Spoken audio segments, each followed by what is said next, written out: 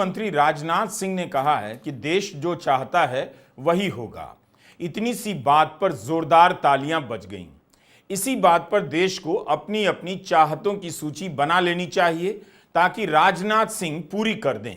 तो क्या माना जाए कि सरकार कुछ करने जा रही है? मिट्टी में मिला देंगे के बयान के बाद राजनाथ सिंह का यह बयान और प्रधानमंत्री का वायुसेना और नौसेना के प्रमुखों से मिलने की खबर को किसी संदर्भ में देखने से पहले आपको यह भी देखना चाहिए कि देश इस वक्त कैसा नजर आ रहा है, वह चाहता क्या है और चाहने वाले कौन कौन हैं। रविंद्र रैना बीजेपी के ऊर्जावान नेता, ऊर्जा ना होती तो बर्फ में इस तरह उछलते उड़ते रील ना बना रहे होते और उनके पीछे बंदूकधारी सुरक्षा कर्मी दौड़ते दौड़ते हाँफ ना रहे होते। इसे लेकर विवाद हो गया है कि रैना के पीछे इतने सुरक्षा कर्मी नजर आ रहे हैं और वे हवा में तैरते हुए रील बनवा रहे हैं। कांग्रेस ने इसकी आलोचना की और इस तस्वीर की तुलना किरण पटेल नाम के उस फ्रॉड से कर दी जो खुद को पीएमओ का बताकर कश्मीर की सैर करता रहा। इस देश में रैना जैसों की चाहतों के लिए कितनी जगह है। रविंद्र रैना का बयान आ गया है कि यह वीडियो जनवरी 2025 का है।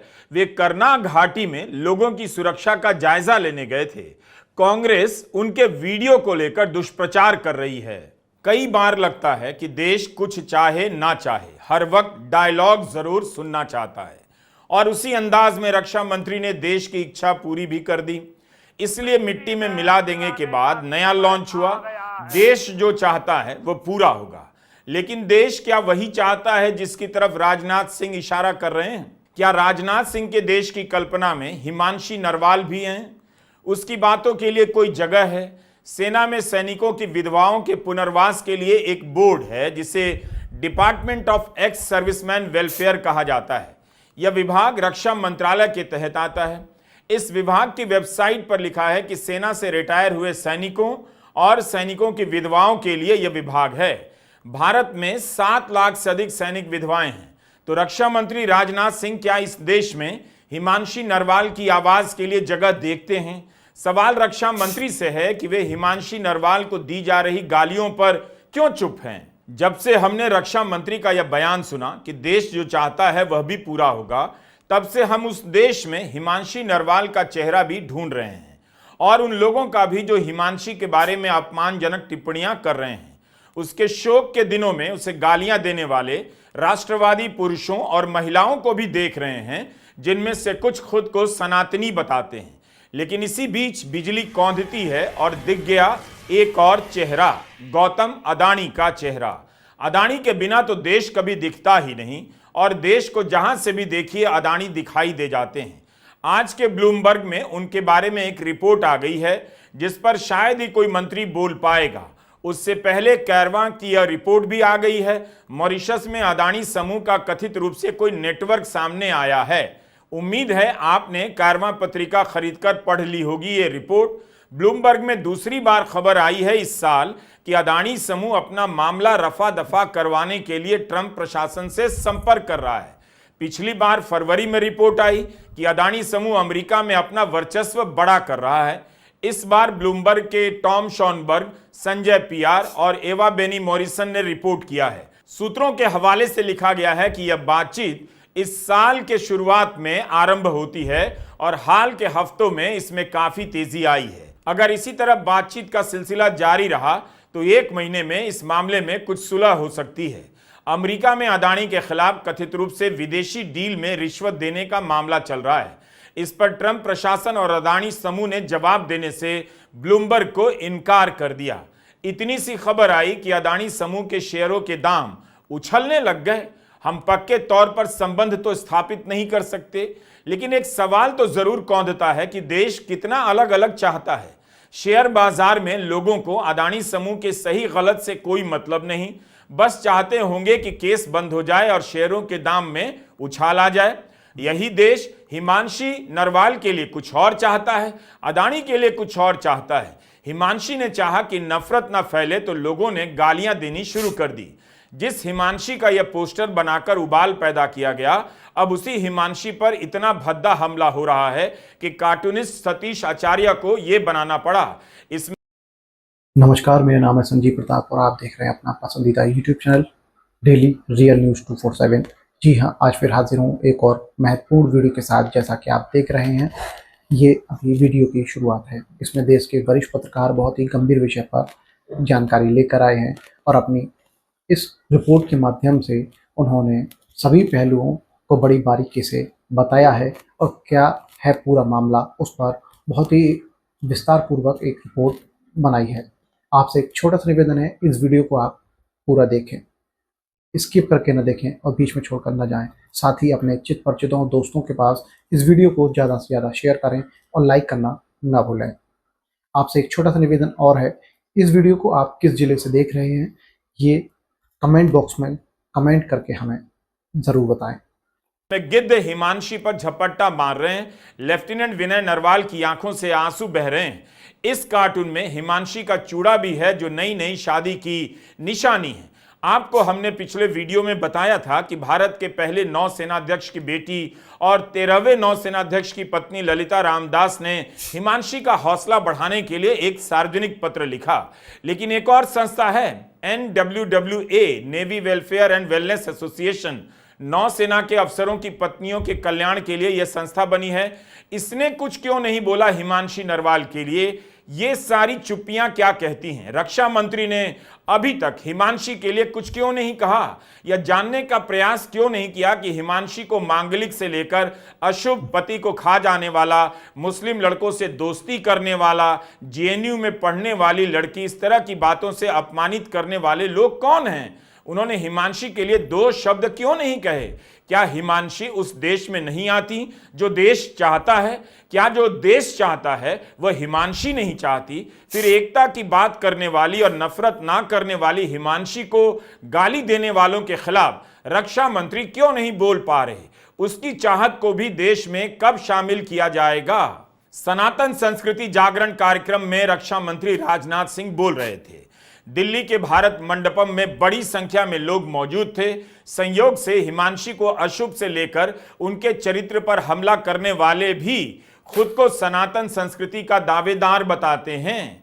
उषा नाम की इस महिला के 43,000 से अधिक फॉलोअर हैं। इन्हें शाहनवाज हुसैन फॉलो करते हैं, तेजिंदर बग्गा भी। इन्होंने हिमांशी की तस्वीर पोस्ट करते हुए लिखा है, हम हिमांशी के लिए शोक मना रहे हैं। इनके पति विनय को इन पर गर्व होगा। आतंकियों ने उनके शरीर की हत्या की, मगर हिमांशी ने विनय की आत्मा की हत्या की है। इस ट्वीट के जवाब में उज्जवल नाम के हैंडल ने टिप्पणी की है। नाम के साथ लिखते हैं कि सिनेमा के लिए पैदा हुए।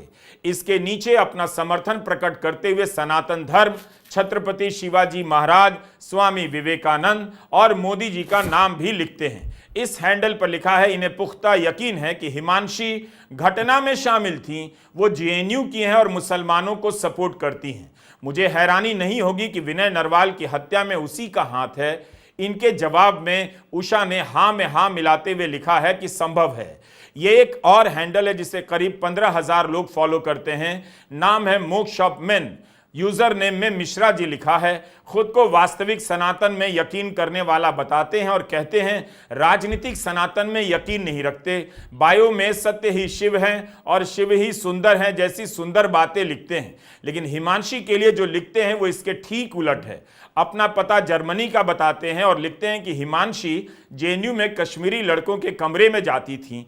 एक और ट्वीट है प्रेम पांडे का, जिनके बायो में महामृत्युंजय मंत्र लिखा है। अलग अलग ट्वीट में इन्होंने हिमांशी के लिए अपशब्दों का इस्तेमाल किया है और लिखा है कि हिमांशी JNU में कश्मीरी लड़कों के हॉस्टल में जाती थी, उसे उसके कर्मों का फल मिला है। प्रेम पांडे ने अपने ट्वीट में आज तक जी न्यूज, ABP न्यूज को भी टैग किया है। इन्होंने जो लिखा है हमें बताते हुए कतई अच्छा नहीं लग रहा, लेकिन रिकॉर्ड पर लाना जरूरी है, इसलिए बता रहा हूं ताकि सनातन के नाम पर राजनीति करने वाले इन समर्थकों का आपस में आपको कनेक्शन दिख जाए।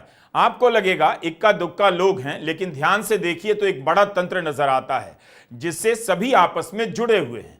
तो एक बड़ा तंत्र है जो हिमांशी के बारे में शर्मनाक बातें लिख रहा है। सनातन संस्कृति जागरण में रक्षा मंत्री राजनाथ सिंह कहते हैं देश जो चाहता है वो पूरा होगा, लेकिन खुद को सनातन का रक्षक या अनुचर बताने वाले ये लोग एक महिला के बारे में किस तरह की भाषा का इस्तेमाल कर रहे हैं वो रक्षा मंत्री को अभी तक क्यों नहीं नजर आ रहा है।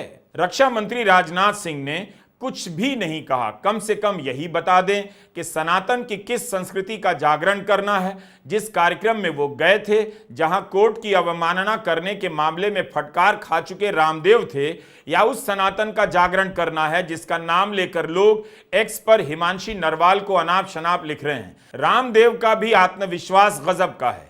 2 दिन पहले दिल्ली हाई कोर्ट से इतनी सख्त फटकार मिली, लेकिन उसके बाद भी उनका जीवन सामान्य है। रक्षा मंत्री से भी मिलते हैं और तरह तरह के सनातन संस्कृति के रक्षकों के बीच नजर आते हैं। यहां बैठे सनातन संस्कृति के रक्षकों में से भी किसी एक ने भी एक स्त्री पर हो रहे इस तरह के हमले का विरोध किया है? आप पता कीजिए। ये विरोध नहीं कर सकते, क्योंकि इन्हीं के जैसे समर्थकों के दम पर आज की यह राजनीति टिकी है। जब ट्विटर पर कई लोगों ने लिखा, महिला पत्रकारों ने लिखा, तब जाकर राष्ट्रीय महिला आयोग की तरफ से बयान आया, लेकिन तब भी सनातन संस्कृति के ये रक्षक अपना ट्वीट नहीं हटा रहे, अपने विचारों के लिए खेद प्रकट नहीं करते हैं। इस हैंडल के स्वामी खुद को विंग कमांडर पुष्कल विजय द्विवेदी बताते हैं। वायुसेना के कई पदों पर रह चुके हैं, ऐसा लिखा गया है, और रिटायर बताते हैं। इनकी प्रोफाइल में जो तस्वीर है उसे भी देखिए। रक्षा मंत्री राजनाथ सिंह के साथ बैठे नजर आ रहे हैं। इन्होंने हिमांशी के बारे में जिस भाषा का इस्तेमाल किया है उसे पढ़कर सुनाया नहीं जा रहा। इनके ट्वीट को 13,000 से ज्यादा लोग फॉलो करते हैं। क्या रक्षा मंत्री राजनाथ सिंह खुद को कल की सेना का चीफ बताने वाले और नौसेना के पूर्व अफसर को इस भाषा के लिए कुछ भी कहेंगे? कह भी सकते हैं। पाकिस्तान पर हमला करना कहीं ज्यादा आसान है, लेकिन ऐसी बातें कहने वालों की निंदा करना बहुत मुश्किल। क्या इसलिए कि ये अपने लोगों की कैटेगरी में आते हैं। और दोस्तों, इस वीडियो में बस इतना ही। जल्द मिलते हैं ऐसे ही एक और महत्वपूर्ण वीडियो के साथ। तो बने रहें अपने इस पसंदीदा YouTube चैनल के साथ। अभी तक इस चैनल को आपने सब्सक्राइब नहीं किया है तो सब्सक्राइब कर घंटी वाला बटन दबा दीजिए, ताकि ऐसे ही महत्वपूर्ण वीडियो की नोटिफिकेशन आपको समय रहते मिल सकें, आपसे मिस ना हो। और आपको हमारे किसी वीडियो से कोई शिकायत है या अपना सुझाव देना चाहते हैं तो अपना मैसेज कमेंट बॉक्स में लिखें। हम और हमारी टीम जल्द ही उस पर अमल करेगी। जय हिंद, जय भारत, जय भीम, राम राम।